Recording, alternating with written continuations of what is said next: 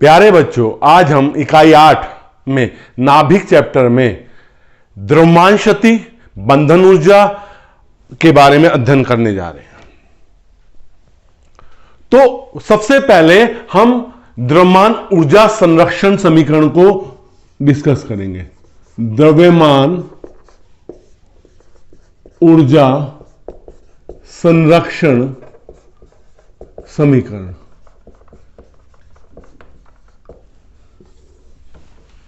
देखिए, पहले यह माना जाता था जब हम किसी संरक्षण के नियम की बात करते थे कि द्रव्यमान अलग तरह से, द्रव्यमान का संरक्षण का नियम अलग है, ऊर्जा के संरक्षण का नियम अलग है। मतलब पूरे इस यूनिवर्स का द्रव्यमान संरक्षित है, उस पूरे यूनिवर्स की ऊर्जा संरक्षित है। लेकिन आइंस्टाइन एक वैज्ञानिक था, उसने कहा कि ऊर्जा और द्रव्यमान में एक रिलेशन है। जब भी द्रव्यमान की क्षति होती है वो ऊर्जा के रूप में मिलती है, या ऊर्जा की क्षति होती है वो द्रव्यमान के रूप में मिलती है। कैसे? जैसे एक सूखी लकड़ी जलाते हैं, सूखी लकड़ी का भार ज्यादा होता है, द्रव्यमान ज्यादा होता है, लेकिन हम जब जलाते हैं तो जब वो जल के बचती है तो राख बचती है, राख बहुत हल्की होती है उसकी तुलना में। वो द्रव्यमान कहां चला गया? वो द्रव्यमान ऊर्जा के रूप में गया। किस ऊर्जा के रूप में? प्रकाश ऊर्जा के रूप में, ऊष्मा ऊर्जा के रूप में इसमें चला गया। तो आइंस्टाइन ने कहा जहां कहीं भी द्रव्यमान की क्षति होगी वो ऊर्जा के रूप में आएगा, और जहां ऊर्जा की क्षति होगी वो द्रव्यमान के रूप में आएगी। तो आइंस्टाइन ने एक रिलेशन दिया था। क्या रिलेशन दिया था? उसने कहा था delta E is equal to delta M C square. यहां C क्या है? प्रकाश का वेग है। इसका मान क्या होता है? 3 गुणा 10 की घात 8 मीटर प्रति सेकंड।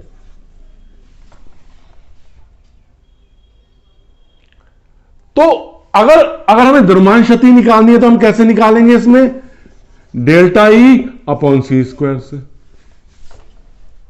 ऊर्जा निकालनी है तो ऊर्जा इस सूत्र से निकाल लेंगे।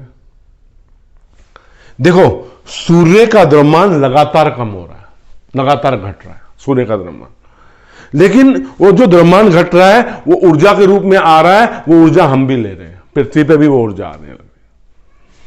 तो एक साधारण सा सूत्र बताता हूं मैं आपको। Delta E is equal to delta M into C square. ये जूल में मिलेगा जब द्रव्यमान डेल्टा M किस में होगा बेटे? किलोग्राम में, right. Delta E is equal to क्या आएगा? किस ऊर्जा के रूप में आएगा? 931। किस में? 931। ये जूल में मिल रहा है हमें। द्रव्यमान किस में मिल रहा है? Delta M into delta C square किस में मिल रहा है? जूल में मिलने लग रहा है, ठीक। और एक और सूत्र आता है हमारे पास, उसमें क्या हो जाता है? अगर हमारा किसमें है ऊर्जा? 931.5 मेगा इलेक्ट्रॉन वोल्ट। ये किसमें है? जब डेल्टा M हमारा किसमें है बेटे? AMU में, एटॉमिक मास यूनिट में। किसमें हमारा? एटॉमिक मास यूनिट में। तो आइंस्टाइन के इसी सूत्र का प्रयोग करके अब हम आपको आगे बताने जा रहे हैं द्रव्यमान शक्ति क्या होती है, बंधन ऊर्जा क्या होती है, उसके बारे में अध्ययन करेंगे। हम जानते हैं हमारा जो परमाणु है वो 3 मूल कणों से मिलकर बना है, प्रोटॉन, न्यूट्रॉन और इलेक्ट्रॉन।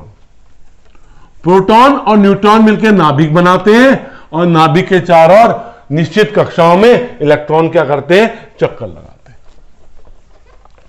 तो नाभिक में कौन से भाग हैं मेन? न्यूट्रॉन और प्रोटॉन। न्यूट्रॉन और प्रोटॉन मिलकर नाभिक की रचना करते हैं। हम नाभिक का अध्ययन कर रहे हैं, तो इलेक्ट्रॉन को हमने एक तरफ छोड़ दिया, हम आगे नाभिक पे। हमारा नाभिक किस चीजों से मिलकर बना है? हमारा नाभिक 2 चीजों से मिलकर बना है, प्रोटॉनों, दूसरा क्या है? न्यूट्रॉनों से। इन प्रोटॉन और न्यूट्रॉन को क्या कहते हैं? इन प्रोटॉन प्लस न्यूट्रॉन को क्या कहते हैं? इसे कहते हैं, इनका एक इकट्ठा नाम दे दिया गया है, न्यूक्लियॉन।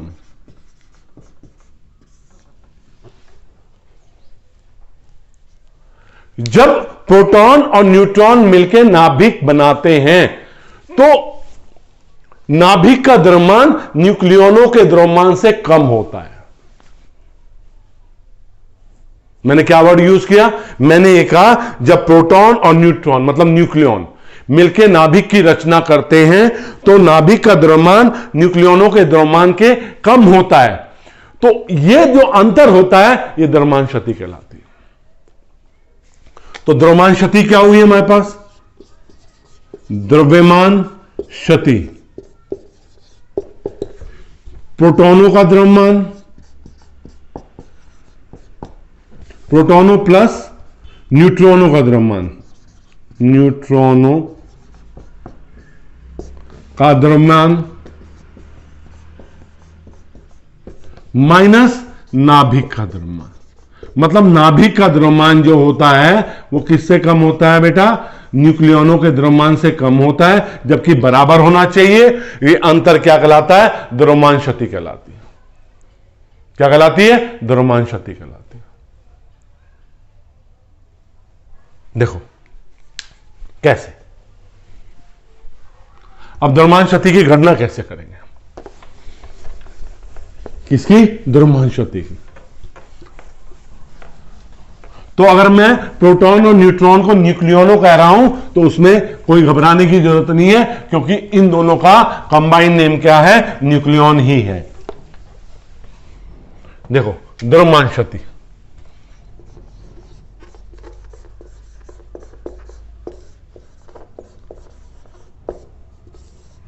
मेरे पास एक तत्व है, वो तत्व क्या है? ZX। इसमें प्रोटॉनों की संख्या कितनी है? प्रोटॉनों की संख्या मेरे पास Z है। एक प्रोटॉन का द्रव्यमान कितना है मेरे पास? द्रव्यमान कितना है मेरे पास? MP। एक न्यूट्रॉन का द्रव्यमान कितना है? MN। मेरे पास न्यूट्रॉनों की संख्या कितनी आ जाएगी? की संख्या कितनी आ जाएगी? परमाणु भार माइनस परमाणु क्रमांक, A-Z। ठीक है। मेरे पास नाभिक का द्रव्यमान कितना है? नाभिक का द्रव्यमान MN। अब द्रव्यमान क्षति की मैं गणना कैसे करूंगा? द्रव्यमान क्षति की जो मैं गणना करने जा रहा हूं कैसे करूंगा? डेल्टा M की प्रोटॉनों की संख्या, एक प्रोटॉन का द्रव्यमान, न्यूट्रॉनों की संख्या, एक न्यूट्रॉन का द्रव्यमान, माइनस नाभिक का द्रव्यमान। तो इस तरह हम द्रव्यमान क्षति की गणना कर सकते हैं। किसकी गणना कर सकते हैं? द्रव्यमान क्षति की गणना कर सकते हैं। बंधन ऊर्जा,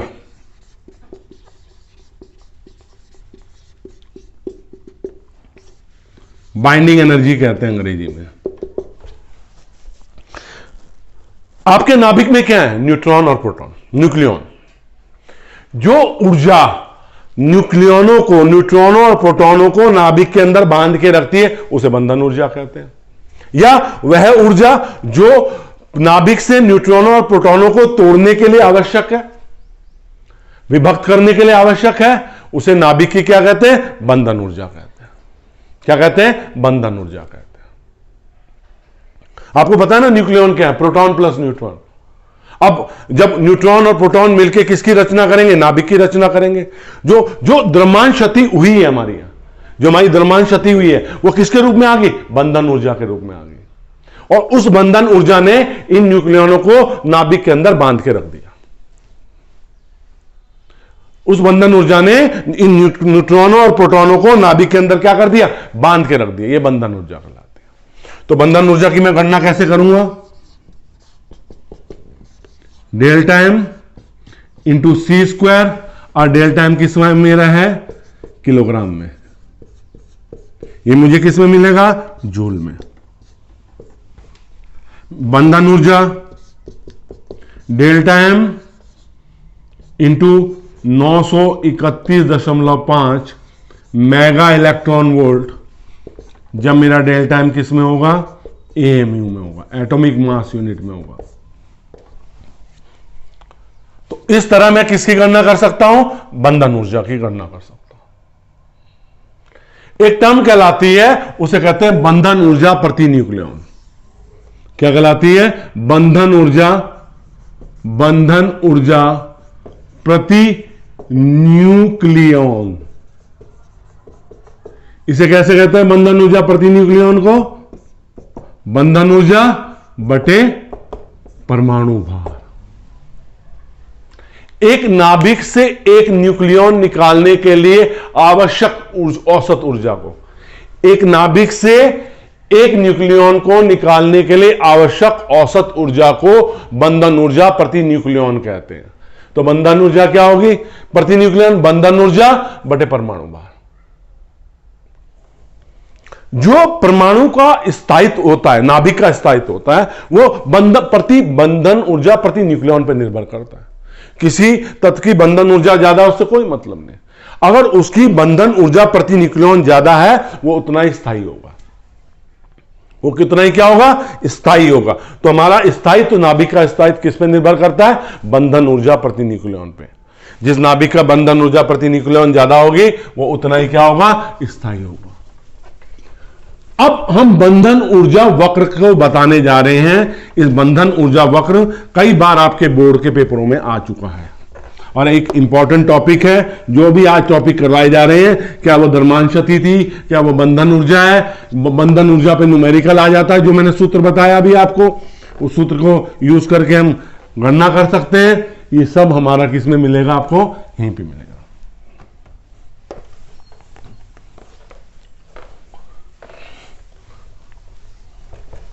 देखिए, अब मैं क्या बताने जा रहा हूं आपको, बंधन ऊर्जा वक्र।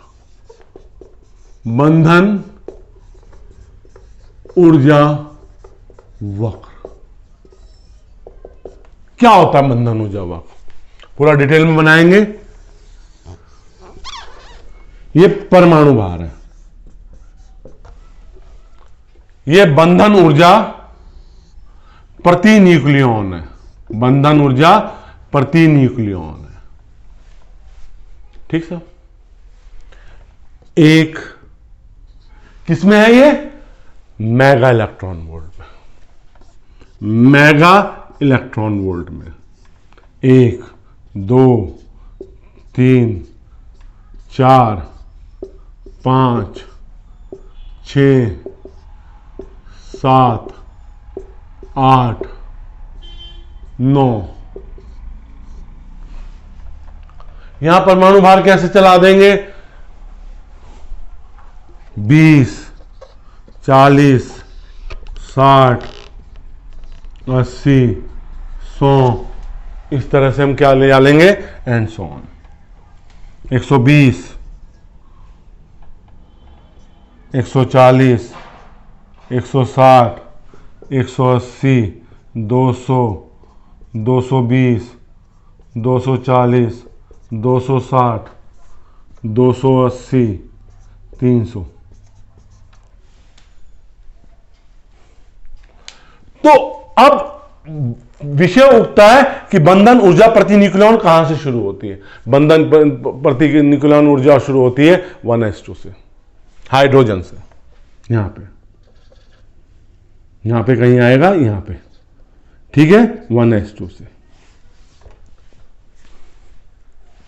ठीक, ये एकदम से राइज करती है, कहां पे पहुंचती है, एकदम से राइज करके 7 मेगा इलेक्ट्रॉन के पास राइज करके।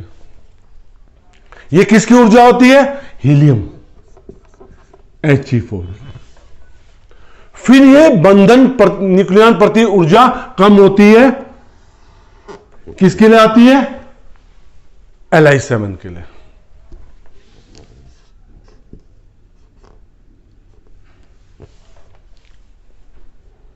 फिर ये राइज करती है, किसके लिए आती है बंधन ऊर्जा प्रति न्यूक्लियन राइज करके? C12। फिर डिक्रीज करती है, फिर राइज करती है, फिर किसके लिए आ गई? O18, C12। और जो नीचे की आती है वो क्या आ जाती है? N14, F18। यहां पे 3Li7 है, यहां पे 7N14 है। तो इस तरह अगर आप देखो 2He4, 6C12, 8O16, 8O16। तो ये बंधन ऊर्जा जब तक परमाणु क्रमांक 20 था तब तक ये बंधन ऊर्जा बढ़ रही थी और घट रही थी। किसके बीच में थी? जो इवन नंबर, जो सम संख्या के, जिनके परमाणु क्रमांक जो सम संख्या में है उनके लिए ज्यादा थी, और जिनके विषम परमाणु क्रमांक है उनके लिए क्या थी? कम थी। फिर सम संख्या वाले के लिए फिर बढ़ गई, फिर विषम संख्या वाले के लिए कम होगी, फिर सम संख्या वाले बढ़ गई। जब ये परमाणु भार A = 20 से ज्यादा होता है तो ये स्मूथली इंक्रीज करती है और फिर धीरे धीरे धीरे धीरे डिक्रीज करती है। किसके लिए? आयरन 56 के लिए, Fe56 के लिए। ये बंधन ऊर्जा प्रति न्यूक्लियन सबसे ज्यादा होती है और इसका मान क्या होता है? 8.86। जो बंधन ऊर्जा सबसे ज्यादा किसकी है? Fe56 की है। कितनी है? 8.86 mega electron volt per nucleon, per nucleon. तो ये बंधन ऊर्जा जो सम संख्या वालों के लिए ज्यादा थी और विषम संख्या वालों के लिए कम थी, इसे ऐसे समझ सकते हैं, दो कुत्ते हैं, दो डॉग्स हैं हमारे, उनके बीच में एक हड्डी है, एक बार हड्डी वो पकड़ लेता है, एक बार हड्डी वो पकड़ लेता है, तो स्ट्रांग है। एक हड्डी है, 3 डॉग्स हो गए, एक पकड़ेगा, 2 झपटेंगे, 2 खाली रहेंगे, तो उनकी बंधन ऊर्जा प्रति न्यूक्लियन क्या होगी? कम होगी। ये थ्योरी दी थी युकावा, जापानीज साइंटिस्ट था युकावा ने, कि पाई एक्सचेंज, जो प्रोटॉन और न्यूट्रॉन के बीच में क्या होता है? पाई एक्सचेंज होता है, पाई मेसॉन का एक्सचेंज होता है, उसके कारण बंधन ऊर्जा प्रति न्यूक्लियन क्या होती है? ज्यादा, ये कम होती है। तो सम संख्या वालों में एक्सचेंज स्ट्रांग होता है तो ज्यादा होती है, एक्सचेंज कम होता है तो कम होती है। आयरन 56 के लिए सबसे ज्यादा बंधन ऊर्जा प्रति न्यूक्लियन है, उसके बाद बंधन ऊर्जा प्रति न्यूक्लियन क्या होती है? कम होनी शुरू हो जाती है। U238, यहां पे U238 के लिए बंधन ऊर्जा प्रति न्यूक्लियन सबसे कम होती है। अब इनकी बंधन ऊर्जा प्रति न्यूक्लियन कम है इनकी, तो ये क्या करते हैं? ये इनकी बंधन ऊर्जा प्रति न्यूक्लियन कम है क्योंकि इनका परमाणु भार कम है, और जो परमाणु भार ज्यादा वाले हैं उनकी बंधन ऊर्जा प्रति न्यूक्लियन ज्यादा है। तो ये क्या करते हैं? जुड़ते हैं। कैसे जुड़ते हैं? नाभिकीय संलयन में। तो ये जो पोर्शन किसको शो करता है? ये किस शो करता है? नाभिकीय संलयन को। इसे हम डिटेल में नेक्स्ट चैप्टर में, नेक्स्ट उस वीडियो में स्टडी करेंगे। और ये भारी नाभिक है, ये टूट जाते हैं छोटे नाभिकों में जिनकी बंधन ऊर्जा ज्यादा है, इसे क्या कहते हैं? नाभिकीय विखंडन कहते हैं। तो जो हल्के नाभिक होते हैं उनकी टेंडेंसी होती है कि वो जुड़ जाएं और जुड़ के क्या करें? एक भारी नाभिक का निर्माण करें। ये क्रिया नाभिकीय संलयन कहलाती है। यहां जो नाभिक होते हैं भारी होते हैं, इनकी क्रिया क्या होती है? ये हल्के नाभिकों में टूट जाते हैं अपने से, हल्के नाभिकों में, और उनकी बंधन ऊर्जा प्रति न्यूक्लियन क्या हो जाती है? ज्यादा हो जाती है। तो ये सब चीजें क्यों होती है क्रिया? ये स्थायित्व प्राप्त करने के लिए। किसको? स्थायित्व प्राप्त करने के लिए, क्योंकि जो जिसकी बंधन ऊर्जा प्रति न्यूक्लियन जितनी ज्यादा होगी वो इतना ही क्या होगा? स्थायी कहलाएगा। और इन दोनों प्रक्रियाओं में सबसे बड़ी बात है, ऊर्जा क्या होती है? मुक्त होती है। ऊर्जा क्या होती है? मुक्त होती है। बच्चों, ये जो टॉपिक है ये बोर्ड पॉइंट ऑफ व्यू से बहुत इंपॉर्टेंट है। या तो इसमें से थ्योरी आ जाती है या न्यूमेरिकल आ जाता है, बंधन ऊर्जा या द्रव्यमान शक्ति में। मैं तो और वीडियो में कहता हूं, कि अगर मेरा जिस तरह से मैं साधारण सरल भाषा का प्रयोग करके आपको समझाने की कोशिश कर रहा हूं, समझ में आ रहा है, तो मेरे लिए तो ये अचीवमेंट है, मेरा आविष्कार है। और आपको अगर समझ में आ रहा है तो वीडियो को लाइक तो बनता है, और शेयर नहीं कर रहे हैं तो बेटे उन बच्चों से जरूर शेयर कीजिए जिन बच्चों तक वीडियो नहीं पहुंच रही है, क्योंकि ऐसा समय चलने लग रहा है कि इस समय जितने बच्चों की हेल्प हो जाए उतनी बच्चों की वो क्या होंगे, आपको मानेंगे, मैं थोड़ी हूं, मैं तो वीडियो बना रहा हूं। आप कौन है, फैलाव तो आप कर रहे हैं ना वीडियो का, मतलब आप स्प्रेड आउट करने लग रहे हैं। ठीक है कि हमें ये वीडियो पसंद आ रही है, तुम भी देख लो, अपने साथियों को देख रहे हो, तो स्प्रेडिंग में तो आप हो, मीडिएटर तो आप हो।